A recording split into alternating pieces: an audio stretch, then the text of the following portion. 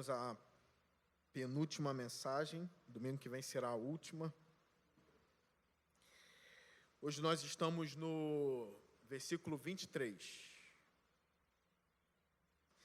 Filemão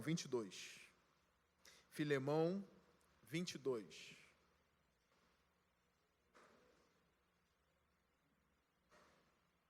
Só tem um capítulo, para quem está chegando agora, hoje, a primeira vez.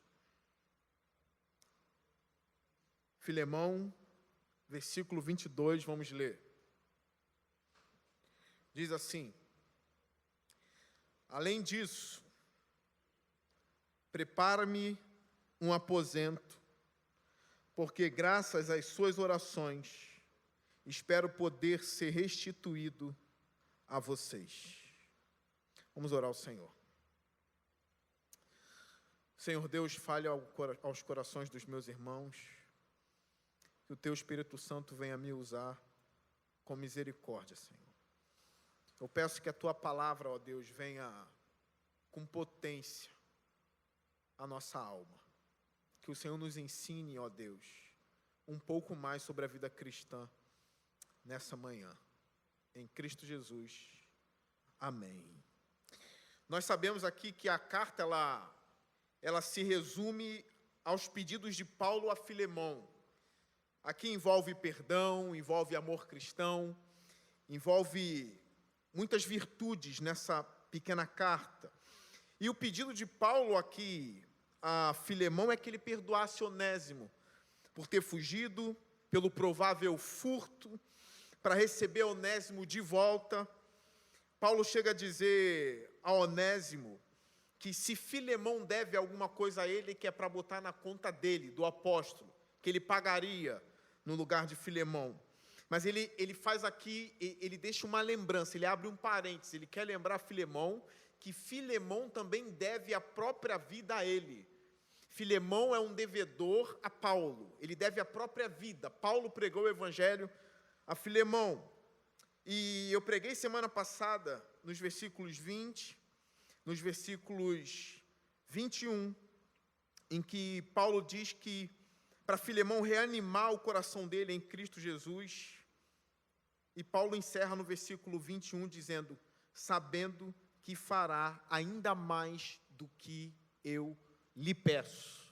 Ou seja, Filemão iria perdoar Onésimo. Para mim está claro isso aqui. Paulo conhecia Filemão. Paulo sabia que Filemão era um cristão verdadeiro. Ou seja, ele vai cumprir o que o apóstolo está pedindo a ele. Ele vai perdoar Onésimo, vai receber Onésimo, ele vai perdoar Onésimo. O fazer ainda mais aqui, alguns estudiosos dizem que é o seguinte: libertar legalmente Onésimo, ele não vai ser mais escravo. Na lei dos homens agora ele vai estar livre. Filemão vai assinar, ele não é mais escravo, legalmente. E até mesmo deixar com que Onésimo viva, se quiser viver com o apóstolo Paulo, se quiser ir para a missão com o apóstolo Paulo, Onésimo agora está livre. Então esse talvez seja o ainda mais que Paulo pede. Aí no verso 22, Paulo inicia dizendo: além disso, olha, parece ter mais coisas aqui, né? Além disso, será que Paulo não pediu o suficiente para agora, depois de já pedir tudo isso, ainda acrescentar o além disso? Tem mais alguma coisa, eu quero te pedir algo a mais. Isso aqui me faz pensar e refletir. Filemão, mesmo não tendo andado com Cristo como Pedro, mesmo não tendo dormindo com Jesus como João, colocado a cabeça no ombro, no peito de Jesus como João fez, mesmo ele não tendo tido esses privilégios, Filemão foi alguém tão impactado por Cristo, que ele de fato se tornou um homem bom. Ele de fato foi convertido por Cristo, e mesmo não andando com Cristo, parece que o Cristo anda em Filemão. Por mais que ele não tenha caminhado nas ruas da Palestina com Cristo, Cristo tem andado no coração de Filemão. E Paulo sabe disso. Eu vou pedir algo mais a esse homem. Ele é um bom cristão, ele vai fazer o que eu estou pedindo, porque eu não estou pedindo nada que um bom cristão não possa fazer. Eu só estou pedindo coisas que cabem aos cristãos fazerem. Aqueles que são de verdade, porque o perdão cabe ao cristão. O receber alguém de volta cabe ao cristão. Então ele está fazendo pedidos, não são pedidos que estão além do céu, além do abismo. São coisas próprias do bom cristão. Então, o que esse além disso significa? Paulo explica, ainda no versículo 22, além disso, prepare-me um aposento. Aposento aqui, alguns estudiosos dizem que é literalmente um quarto de hóspede. Eu ainda tenho mais um pedido. Além de tudo que eu pedi, prepara para mim um quarto em sua casa, para me receber. Como Filemão tinha uma casa grande, a igreja se reunia na casa de Filemão. Ele mora em Colossos, a igreja se reunia ali. Ele era um homem abastado, ele era um homem provavelmente rico. Ele tinha esse quarto de hóspede. A gente sabe que há 2000 anos atrás, essa questão da hospitalidade era muito séria. Os cristãos precisavam disso, de gente hospitaleira, tinha muitos missionários, a perseguição existia, a perseguição local, não uma perseguição mundial ou global, mas tinha perseguição global. Então era necessário que os cristãos fossem, olha só, isso é importante, que eles fossem cristãos de verdade. A conversão não era uma mentira ali. Eles deveriam mostrar o amor cristão, o amor de Cristo no coração, por quê? Porque alguns vinham fugidos, saídos de perseguições, precisavam de um quarto, precisavam de uma casa, precisava de um prato de comida de graça. Às vezes precisavam comer na mesma casa 1 semana, 2 semanas, serem acolhidos. E o que é bonito na hospitalidade é que eles recebiam pessoas que nem conheciam, mas pelo simples fato de se dizerem cristãs e estarem fugindo de uma perseguição. É um irmão em Cristo, eu não conheço, mas Deus conhece. A gente olha e fala assim, olha, isso é impossível nos dias de hoje.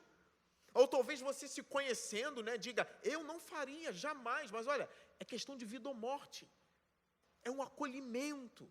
Eu lembro que Jesus falando acerca do juízo que ainda vai vir, ele diz assim, olha, vinde a mim, entrem na presença do meu Pai, vocês são benditos, entrem.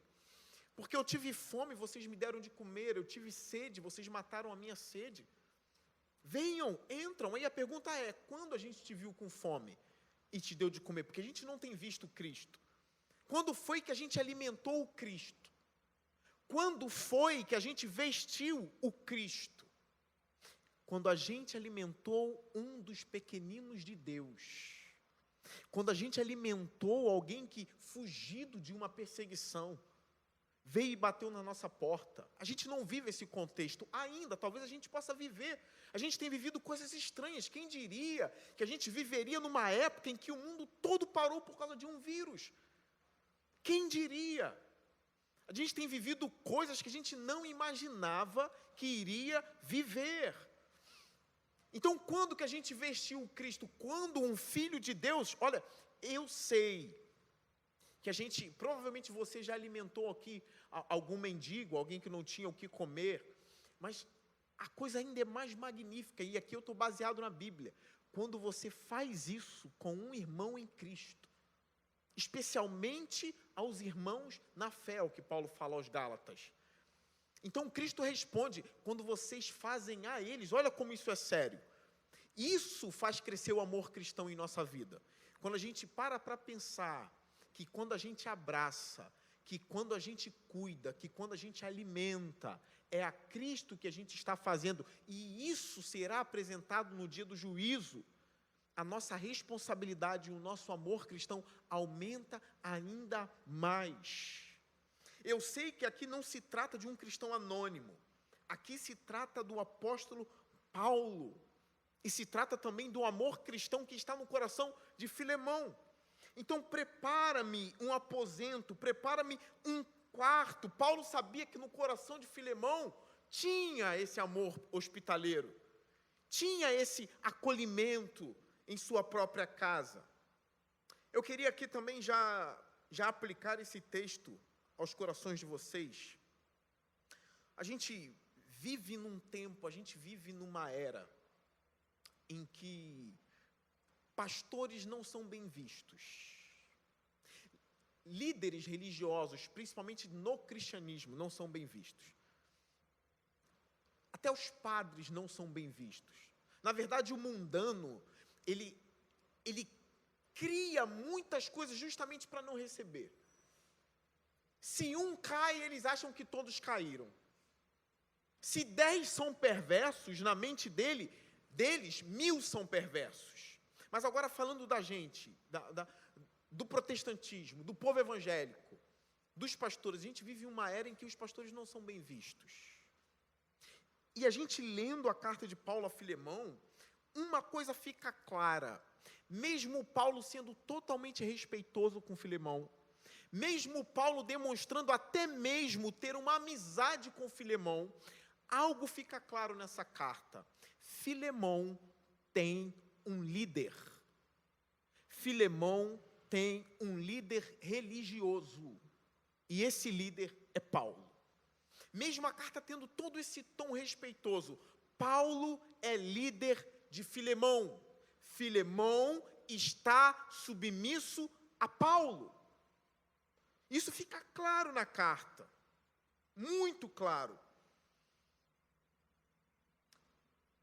E hoje, eu repito, a gente tem vivido a era em que os líderes religiosos estão sendo caluniados, atacados.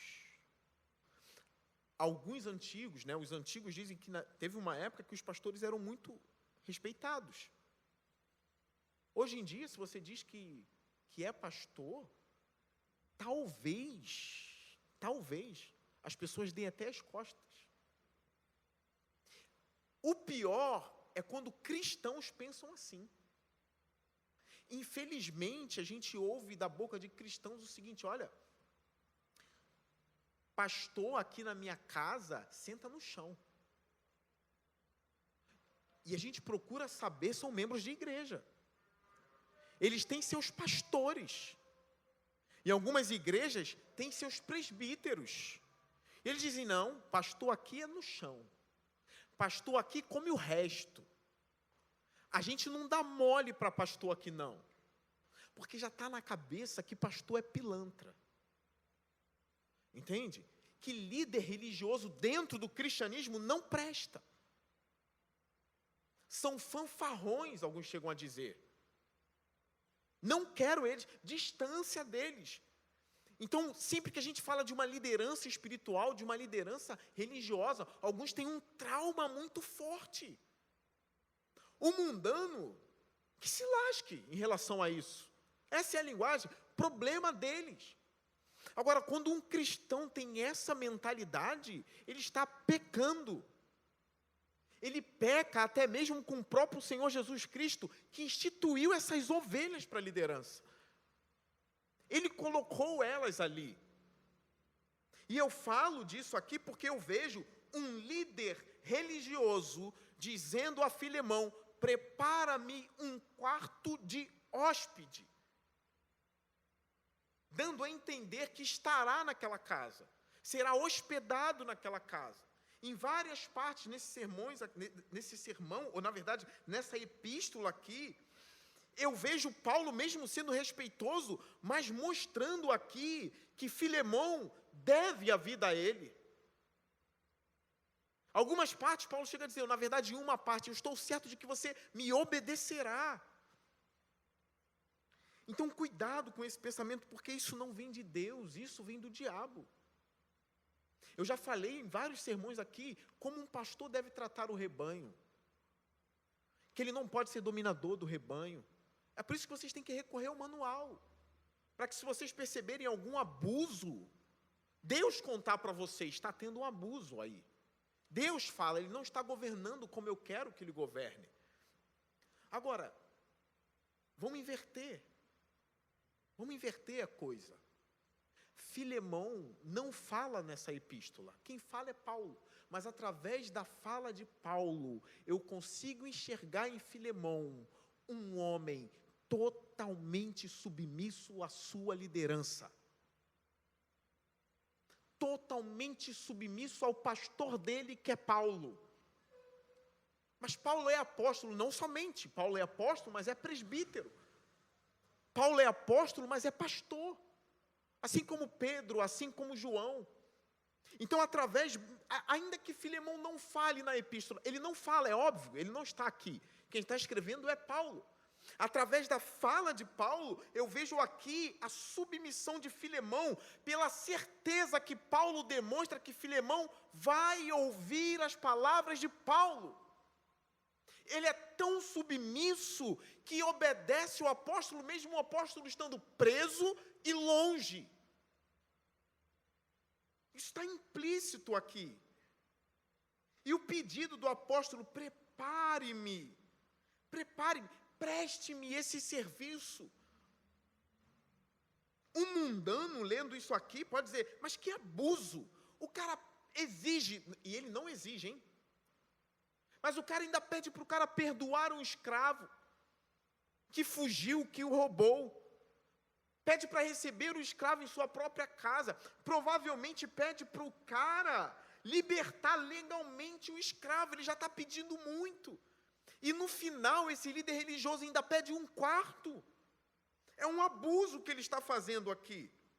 A gente sabe que não é todo ímpio que ia pensar assim. Mas aquele que já quer um pretexto para nunca entrar numa igreja. Aquele que já quer montar pretexto para dizer que nunca será um religioso. Que nunca será cristão. Que nunca vai se render a Cristo, porque quando ele se rende a Cristo, necessariamente ele tem que entrar numa igreja. Ele tem que ser alguém submisso. Agora ele tem irmãos na fé para prestar conta. Ele não quer isso. Então ele começa a criar um monte de narrativa, principalmente contra os líderes. E pasmem, Paulo é atacado até hoje. 2000 anos depois da morte de Paulo. Nem estou falando da de Cristo aqui. Se Cristo é atacado, quanto mais Paulo. Quanto mais os pastores da atualidade. Existem muitos pastores ruins. Muitos. Mas para mim, Deus separou 7.000. Que não é 7.000 literalmente. Mas são muitos e muitos e muitos e muitos e muitos que são homens de Deus, que são bons, que são falhos, são cheios de falhas. Sempre vão dever algo. Sempre vai deixar uma falta, uma brecha, porque são homens, são falhos. Mas isso não significa que membros de igreja devam dizer: pastor, na minha casa senta no chão. E a gente olha, os falsos, os ruins são muito bem tratados.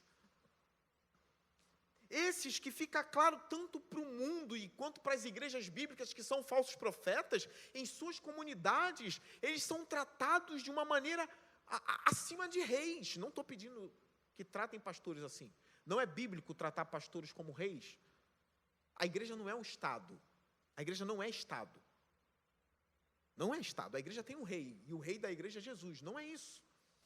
Então, como eu falei em outros sermões, a maneira como os pastores devem tratar o rebanho, agora eu tenho uma parte aqui para mostrar como o rebanho tem que tratar pastores.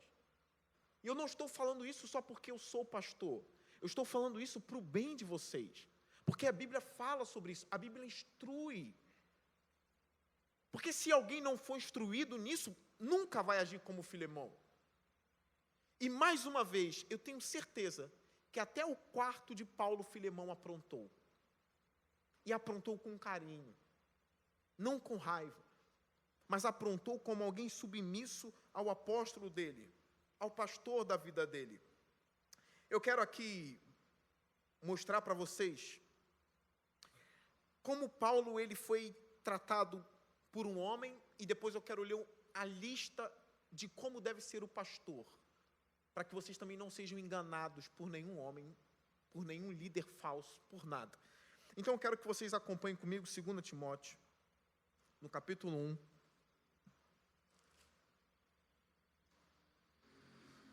A gente vai ler a partir do verso 15. 2 Timóteo 1, verso 15. Diz assim: Olha para mim, perdão, antes da leitura, porque alguns ainda ousam a dizer, é porque Paulo era apóstolo, então todo mundo tratava ele assim. Não era por isso. O fato dele ser apóstolo não significa que todos vão tratar ele bem, não. A prova está aqui, olha o versículo 15. Você sabe que todos os da província da Ásia me abandonaram, inclusive Fígelo e Hermógenes. Ele cita nomes aqui. Todos da província da Ásia me abandonaram. Aqui não é um abandono como se fosse assim, sem querer, por causa das coisas da minha vida, por causa das preocupações da minha vida, sem querer, eu acabei esquecendo de visitar Paulo. Não é isso que se trata. Não é desse tipo de abandono que Paulo fala. Provavelmente é um abandono mesmo deliberado, de vergonha, de ter vergonha de Paulo, de não querer mais Paulo, de não estar mais com ele, de não ligar mais para a vida de Paulo. E Paulo deixa bem claro que depois que ele foi preso, muitos também tiveram vergonha dele. Então, de novo, relendo o versículo 15. Você sabe que todos os da província da Ásia me abandonaram, inclusive Fígelo e Hermógenes. Versículo 16. O Senhor conceda misericórdia à casa de Onesíforo. Aqui tem um homem que eu posso chamar de o consolo da vida de Paulo. Onesíforo. Porque muitas vezes ele me reanimou e não se envergonhou por eu estar preso. Ao contrário, quando chegou a Roma, procurou-me diligentemente até me encontrar. Conceda-lhe o Senhor que naquele dia encontre misericórdia da parte do Senhor. Você sabe muito bem quantos serviços ele me prestou em Éfeso.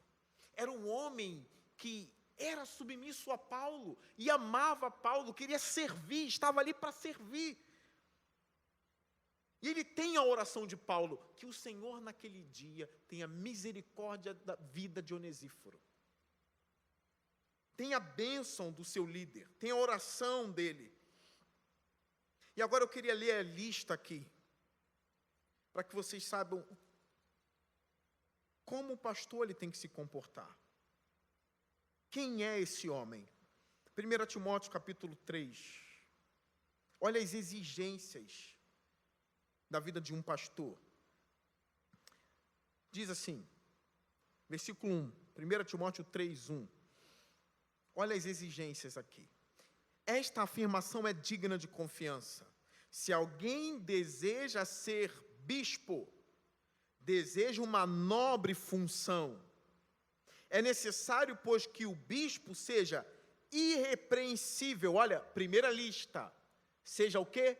Irrepreensível. Não é perfeito. Não é ser perfeito. Mas é ser irrepreensível. Um homem honesto. Um homem bom. Mas, marido de uma só mulher. Óbvio. Marido de uma só mulher. Óbvio, ele precisa ser exemplo. Principalmente para alguém que vive numa cultura totalmente anticristã ou totalmente pagã. É exemplo. Mais uma coisa que um pastor tem que ter: moderado. Tem que ser um homem moderado, equilibrado, tudo que Paulo era, tudo que Filemão era. Sensato, respeitável. Precisa tratar todos com respeito. Hospitaleiro. Olha, o que Paulo pede de Filemão? Hospitalidade. Tem alguém precisando. Hospitaleiro. E apto para ensinar. Se tiver tudo e não tiver isso aqui, também não pode. Tem que ser apto para ensinar. Não deve ser apegado ao vinho, nem violento, mas sim amável, pacífico e não apegado ao dinheiro. Eu falei um pouco disso no sermão retrasado, no domingo retrasado. Não deve ser apegado ao dinheiro. Continua ainda, versículo 4. ele deve governar bem sua própria família. Ele tem que ser o cabeça da sua família e governar bem a família. Tendo os filhos sujeitos a ele, com toda a dignidade. Pois, se alguém não sabe governar sua própria família, é a exigência de um pastor. Se ele não sabe governar a família, e agora vem um raciocínio lógico aqui. Como poderá cuidar da igreja de Deus? Se ele não sabe governar a casa dele, se ele não sabe ser líder da própria casa, como ele vai ser líder da igreja? Versículo 6, não pode ser recém-convertido, para que não se ensoberbeça e caia na mesma condenação em que caiu o diabo. Também deve ter boa reputação perante os de fora, para que ninguém caia em descrédito, nem na cilada do diabo. Então, aqui está a lista de Deus para um pastor. Se ele tem família, que ele governe bem a sua família, que os filhos sejam submissos, senão ele não pode governar a igreja. Ser pacífico, sensato, moderado, respeitável, não violento, mas sim amável. É uma lista. Repara, não é de maneira alguma a lista da perfeição. A lista de um pastor não é a lista da perfeição. E por que eu estou falando da lista de um pastor aqui? Porque alguns podem dizer, o pastor na minha casa senta no chão e come ossos, porque tem que ser assim. Porque eu não confio neles. Eles têm que mostrar muito e muito e muito e muito. Olha, a sua lista não é a lista de Deus. Eu preciso falar isso porque eu não sou o único pastor do mundo. Nem serei o único. Eu tenho colegas pastores bons. Então a minha vertente é outra. Daqueles que dizem que pastores comem ossos, que sentam no chão, falam com raiva, que só comeria na mesa. É claro que é figurativo, sentaria na mesa, mas para aquele que está recebendo tanto fez, tanto faz. Se passar na rua, tanto fez, tanto faz, não importa. Na minha visão, pelo ensinamento que Deus dá sobre os pastores, pela submissão de Filemão, a certeza de Paulo de que Filemão o trataria com honra, lendo a Bíblia, eu chego à conclusão que bons pastores devem ser tratados com muita honra, mesmo não passando pelo crivo da sua listinha. Mas a lista de um homem bom, de um pastor bom, é esta.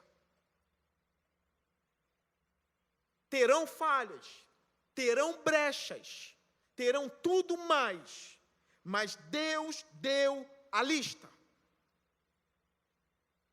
E corrobora ainda em Tito, capítulo 1, versículo 5.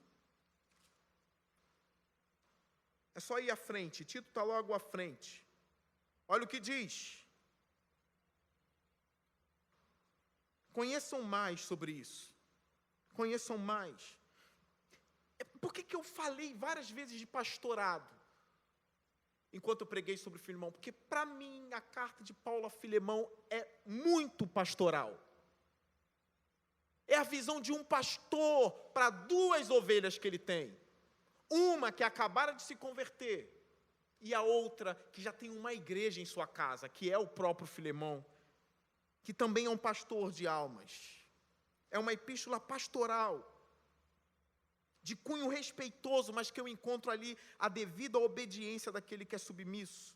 Versículo 5 de Tito, capítulo 1.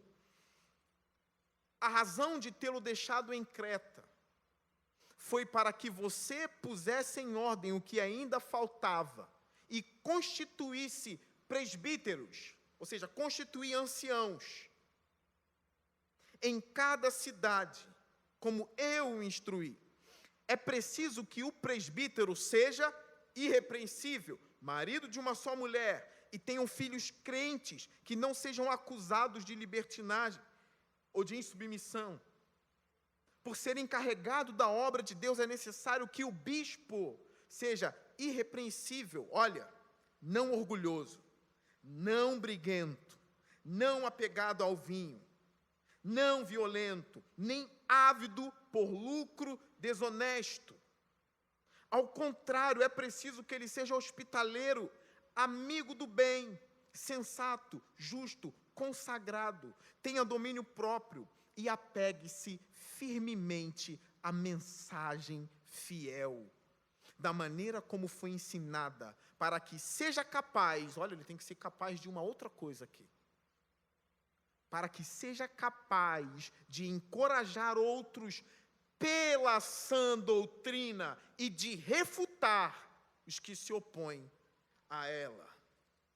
Conhecer a sã doutrina, ensinar e ser capaz de refutar, destruir falsos ensinos. Algumas vezes até em debates para defender a igreja. E o meu resumo é, lendo a epístola de Filemão, de Paulo a Filemão, vendo os pedidos de Paulo, como um líder de Filemão, como pastor de Filemão, tratando Filemão de uma forma tão pastoral que beira ao amor absurdo aqui. E ainda acrescentando mais algo além disso, prepara-me um aposento. Para mim não é abusivo. Está longe de ser abusivo, não é um abuso isso aqui. Para mim, é a certeza de que Paulo reconhece que na igreja de Colossos, o líder da igreja, onde a igreja se reúne na casa dele, ele poderia tomar o poder para ele, fingir que ele é maior do que o apóstolo Paulo, a casa é dele. Mas a certeza de Paulo de que esse homem será submisso. Sejam submissos ao pastor de vocês. Se você está aqui e não é da igreja, se o seu pastor for um bom pastor, não perfeito, mas um bom pastor, seja submisso a ele. A submissão é bíblica e ponto. Mesmo se tornando amigo do pastor, eu já preguei sobre isso aqui, não há problema, irmãos, não há problema. Só não confunda. Não ache que a amizade é a prova de que você deve mostrar em submissão. Não. Agora, como eu li esses versículos aqui, da lista dos pastores, eu quero falar sobre um pequeno fragmento da submissão da igreja aos seus líderes, que se encontra em Hebreus 13. Quem conhece vai ler novamente, para que fique cravado em sua mente. Hebreus 13. E até quem acompanha pela internet tem aversão a pastores que possam ser edificados por essa pregação. Que abandonem a rebeldia e façam a vontade de Deus. 13:17, Hebreus. Olha o que diz. Obedeçam aos seus líderes e submetam-se à autoridade deles. Eles cuidam de vocês como quem deve prestar contas. A quem? A Deus. Isso não é algo, assim é fácil, vai prestar conta a Deus. Não, é terrível. É terrível. Para quem que eu tenho que prestar contas? Aquele que sonda o seu coração, que sabe das suas intenções, que conhece você mais do que as pessoas mais próximas, e é Senhor do universo, dono de todo o poder e de toda a glória. É a Ele que você vai prestar conta. Mas sejam submissos a Ele, submetam-se à autoridade deles, eles cuidam de vocês como quem deve prestar contas. Obedeçam-lhes para que o trabalho deles seja uma alegria e não um peso, pois isso não seria proveitoso para vocês.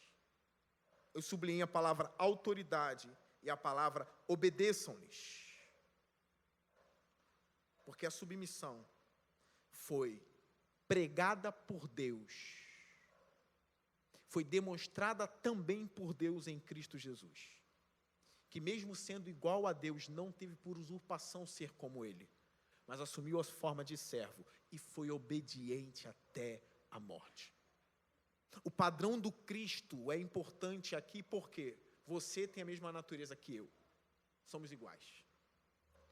Vamos virar pó, se não juntos, mas em pouco tempo, da mesma natureza, como Cristo é da mesma natureza do Pai, Deus como Pai, mas Ele não usurpou o ser como Deus, Ele assumiu a forma de servo e foi obediente até a morte.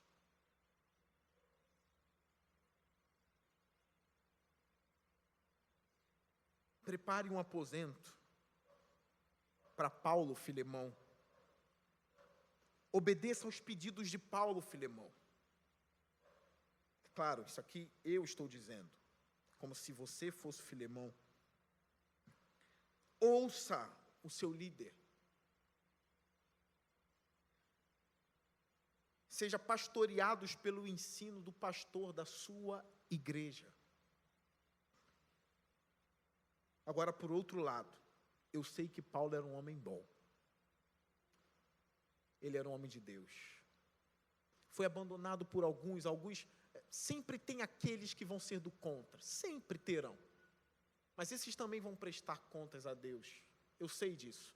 Mas existem Onesíforos, existem Filemões, existem Barnabé. Que a bondade cristã cresça em nossos corações, cresça em seu coração. Tenha respeito amoroso, respeito bondoso.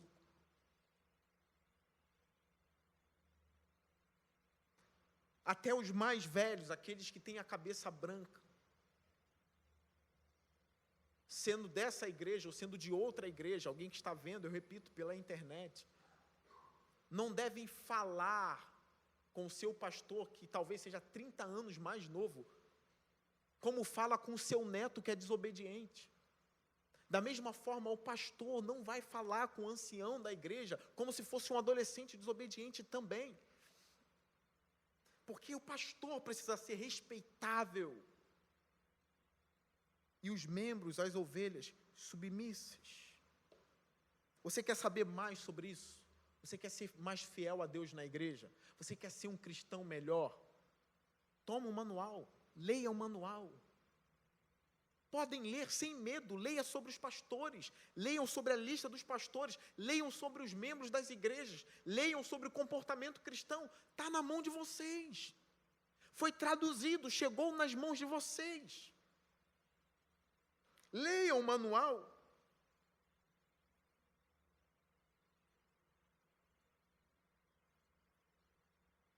Para acabar essa parte, irmãos, para finalizar essa parte, eu repito, por amor à palavra de Deus, tratem os seus líderes, os seus pastores, com muita honra. E alguns podem dizer, você não fica constrangido de ser pastor e estar falando assim? Eu não posso ficar constrangido. Porque isso é ensinamento. Deus sabe que eu não quero usurpar nada de ninguém. Deus sabe, a minha consciência aqui está limpa.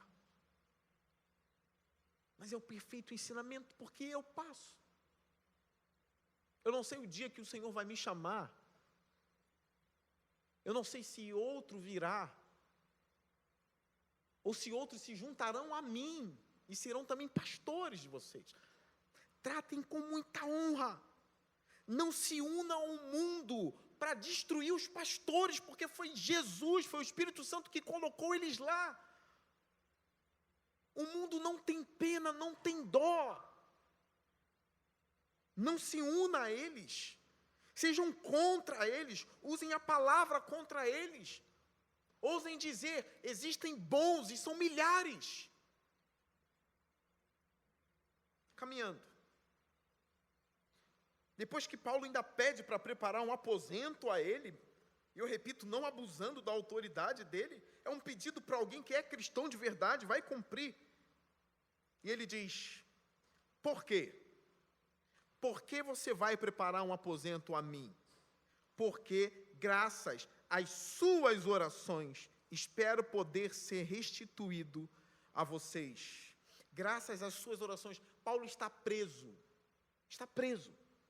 Então ele diz, graças às suas orações. Aqui alguns podem pensar, são as orações múltiplas de Filemão pela vida de Paulo. Para Paulo ser liberto da prisão, ou as suas orações significam as orações da igreja que está na casa de Filemão, que não para de orar pela vida de Paulo, para que ele seja solto, para que ele seja liberto. Então, eu estou mais com essa interpretação aqui, que são as orações da igreja, que está na casa de Filemão. Pelo finalzinho que ele diz, espero poder ser restituído a vocês, e aqui ele não fala só de Filemão, a vocês, a igreja que está aí. Paulo provavelmente está preso em Roma, e vai sair da prisão de Roma, e vai lá para Colossos, onde Filemão mora, onde a igreja está. E aqui eu quero apresentar a vocês mais uma parte do sermão dessa manhã. Paulo acreditava no poder da oração. Ele ainda não estava liberto da prisão, mas ele sabia que tinha muitas orações acerca disso, e da possível saída dele em breve da prisão. Então eu quero trazer a vocês aqui, para reanimar a fé de vocês, para que vocês creiam cada vez mais no poder da oração. Eu quero trazer um texto aqui, não aconteceu na vida de Paulo, aconteceu na vida de Pedro, e é uma das cenas, para mim, uma das cenas mais impactantes do poder da oração da igreja, que se reunia na casa de uma mulher que a igreja nem sabe o nome. Muitos nem sabem o nome dela. E a gente vai ver aqui em Atos, no capítulo 12. Leia comigo como se você nunca tivesse lido isso aqui. Conhecendo irmãos na fé que já morreram, que vocês nunca conheceram, nem ouviram o nome. Atos 12, olha o enredo aqui. Olha porque Pedro parou na cadeia. Versículo 1. Nessa ocasião, o rei Herodes prendeu alguns que pertenciam à igreja, com a intenção de maltratá-los, e mandou matar à espada Tiago. Aqui Tiago já morreu, já foi embora. Morreu nas mãos de Herodes, pela ordem de Herodes. Tiago foi embora. Não Tiago que escreveu a epístola não, tá, irmãos? Outro Tiago. Tiago, irmão de João. Vendo que isso agradava aos judeus, prosseguiu prendendo também Pedro durante a festa dos pães sem fermento. Ou seja, Herodes viu que matar Tiago agradou os judeus. Então o que ele faz? Vamos matar Pedro. Vamos pegar o outro apóstolo, vamos matá-lo. Versículo 4. Tendo-o prendido, lançou-o no cárcere, entregando-o para ser guardado por 4 escoltas de 4 soldados, cada uma. Herodes pretendia submetê-lo a julgamento público depois da Páscoa. Depois da Páscoa. Hoje é a Páscoa, estou pregando hoje, de manhã. Versículo 5. Pedro então ficou detido na prisão. Olha agora.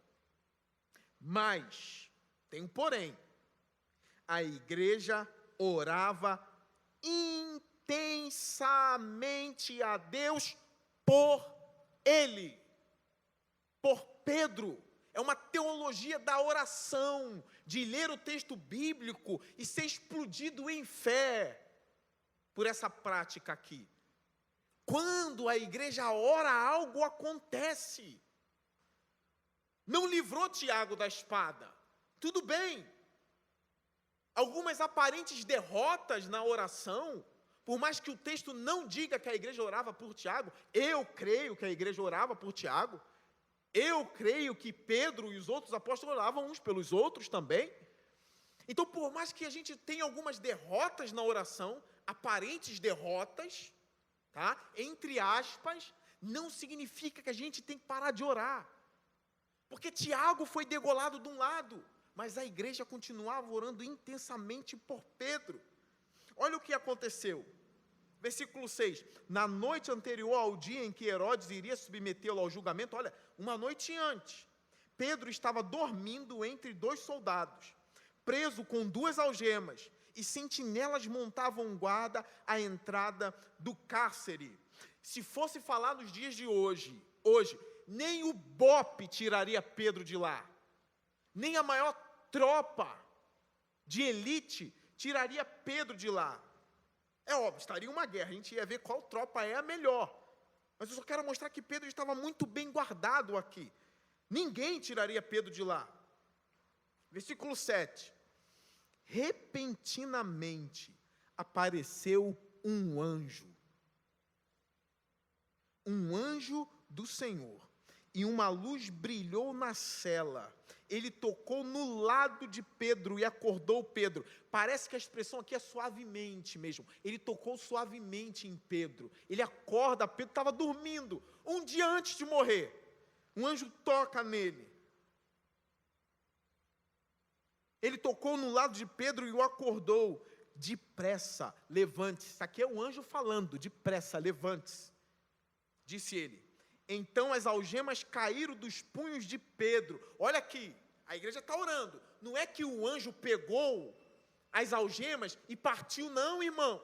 O anjo só falou, depressa, vai, e as algemas, pá! Não precisa botar a mão, é só falar, venha, vai. Não precisa dizer, mas anjo, eu estou todo acorrentado, mandou aí, vai.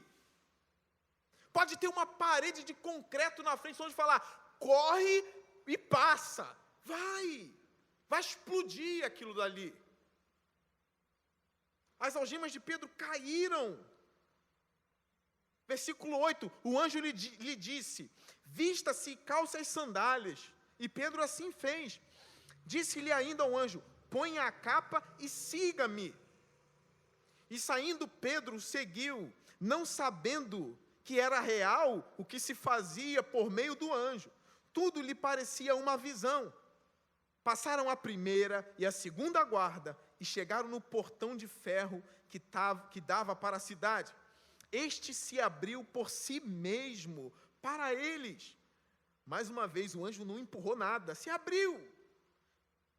Até as coisas inanimadas, até as coisas materiais que não têm consciência, não têm ouvido, é ferro. Obedece a Deus e se abre. Deus criou tudo do nada, o que é um portão de ferro se abrir. Este se abriu por si mesmo para eles e passaram. Tendo saído, caminharam ao longo de uma rua e de repente o anjo o deixou. Então Pedro caiu em si e disse, agora sei, sem nenhuma dúvida, que o Senhor enviou seu anjo e me libertou das mãos de Herodes e de tudo o que o povo judeu esperava.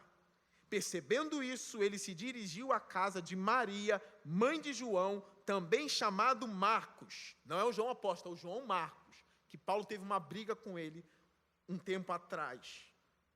João Marcos. Um tempo atrás ou um tempo depois? Não sei se eu estou totalmente lembrado disso. Mas teve uma briga com João Marcos, onde muita gente se havia reunido e estava orando. De novo, versículo 13. Pedro bateu a porta do alpendre e uma serva chamada Rode veio atender. Ao reconhecer a voz de Pedro, tomada de alegria, ela correu de volta, sem abrir a porta, e exclamou, Pedro está à porta. A casa era de Maria. Não Maria, mãe de Jesus.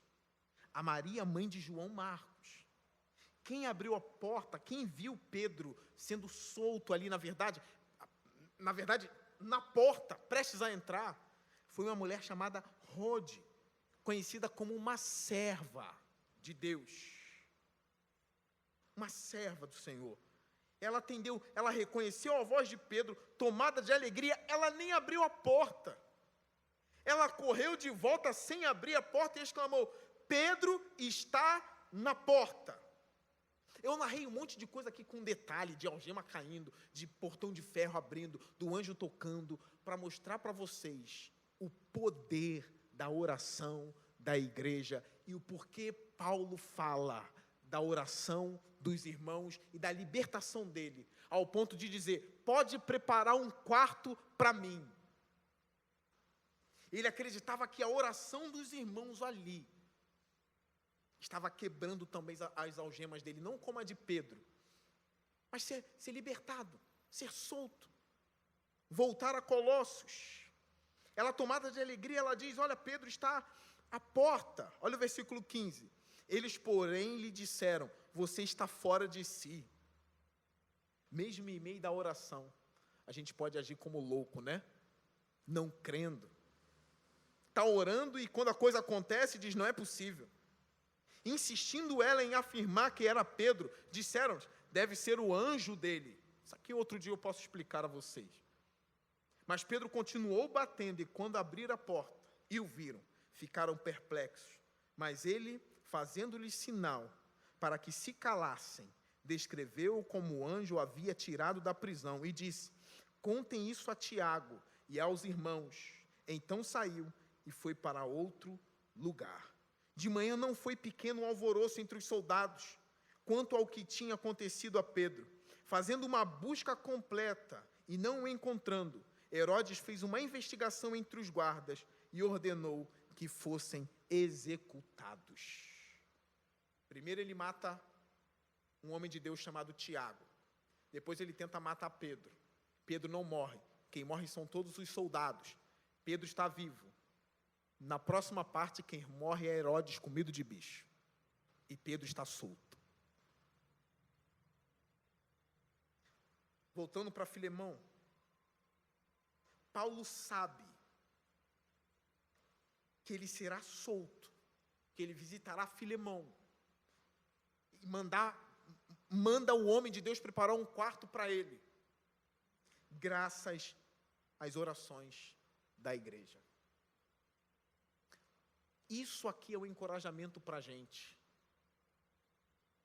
Lembrando um texto muito conhecido de Tiago. Vocês não têm nada porque não pedem. E como o homem de Deus uma vez explicando sobre a oração disse, não ache que coisas que só acontecerão por meio da oração vão acontecer mesmo você não orando com a desculpa de que Deus é soberano. Porque esse Deus soberano instituiu a oração como um meio em que ele age. Ficou difícil entender? É simplesmente isso, não diga, se é para acontecer, vai acontecer, mesmo eu não orando, mesmo a igreja não orando, isso não é bíblico. Existem coisas que só acontecerão se você orar.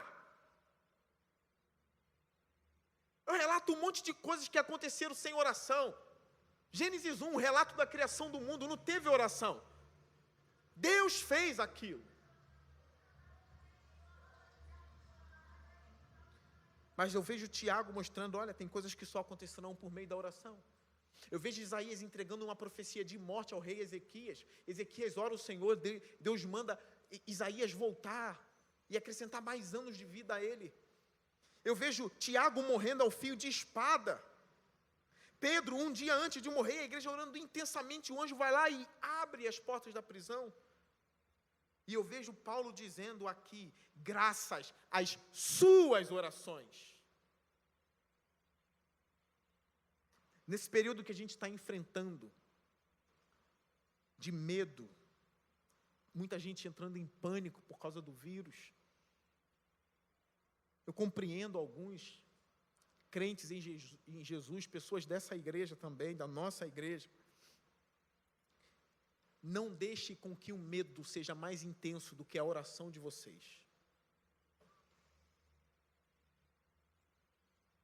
Eu tenho visto pessoas que, por causa de tudo que está acontecendo no mundo, tremem só de ir na rua. Não tem ninguém na rua, mas quando eles pisam na rua, eles tremem. Será que o vírus tomou a rua? Será que morrerei? Não deixe com que o medo venha sobrepor as suas orações. Tem coisas que são obrigações, nós devemos fazer, mas nós faremos com oração. Senhor, guarda a minha vida, estarei saindo, estarei indo à igreja. Guarda a nossa igreja, Senhor, do vírus, Senhor. Senhor, guarda o pastor, que eu sou submisso a ele. Senhor, guarda os líderes. Orem. Tem coisas que não vão acontecer se você não orar.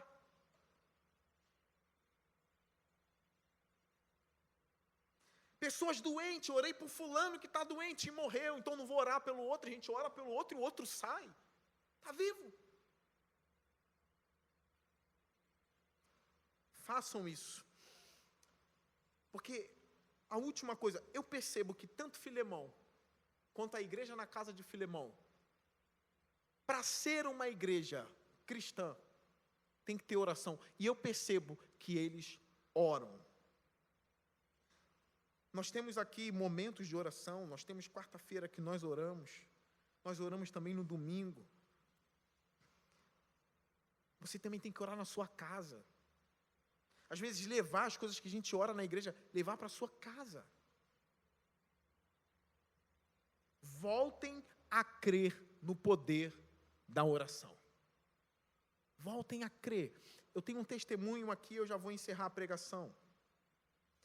Há pouco tempo eu conheci um homem de 93 anos, um servo do Senhor, serve numa igreja. 93 anos. Eu digo, 93 anos. Um homem inteiro, gente. Irmãos, inteiro. Não parece. Conversei com ele. E ele me disse que um tempo atrás ele teve um AVC, ele ficou de cama, torto. Ele era alimentado na boca pela filha. Um homem dessa idade, praticamente está morto, se teve um problema assim, não é? Ele é um homem de Deus, por meio das orações. Eu não sei como, mas aquele homem está de pé, andando para lá e para cá, e totalmente consciente. Um irmão que tem uma vida de oração, a igreja que orou por ele, com aquela idade, ter o problema de saúde que ele teve, já está com os 2 pés na cova, acabou. Mas Deus o levantou da cama, o deixou plenamente consciente e o permitiu continuar andando para lá e para cá, sem nem mesmo cadeira de roda ou muleta. Orem, não abandonem a vida de oração. Então perceba aqui, eu encerro esse sermão lembrando a vocês, sejam humildes, sejam submissos. Nós não somos perfeitos, nem vocês são perfeitos. Nós pastores não somos, nem vocês são.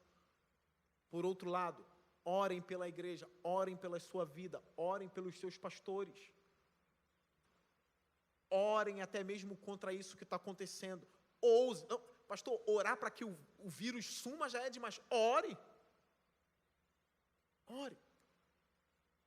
Ore pela igreja perseguida. A gente está no mês de missão ainda. Nós vamos continuar a nossa campanha. Pelos missionários, orem. E eu encerro dizendo, eu sinto uma alegria quando Paulo fala, espero ser restituído a vocês, no finalzinho.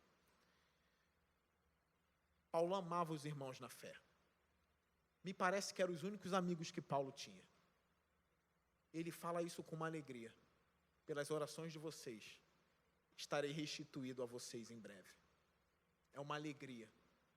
Como o Charles Spurgeon dizia, são os melhores amigos que eu pude ter na vida. São os irmãos em Cristo. Poderia falar mais coisas, mas eu espero que Deus tenha abençoado a vida de vocês. Eu espero que vocês tenham se tornado cristãos melhores depois de ouvir esse sermão. Que Deus abençoe a vida de vocês. Vamos orar. E à noite nós estaremos juntos em culto mais uma vez. Vamos orar ao Senhor.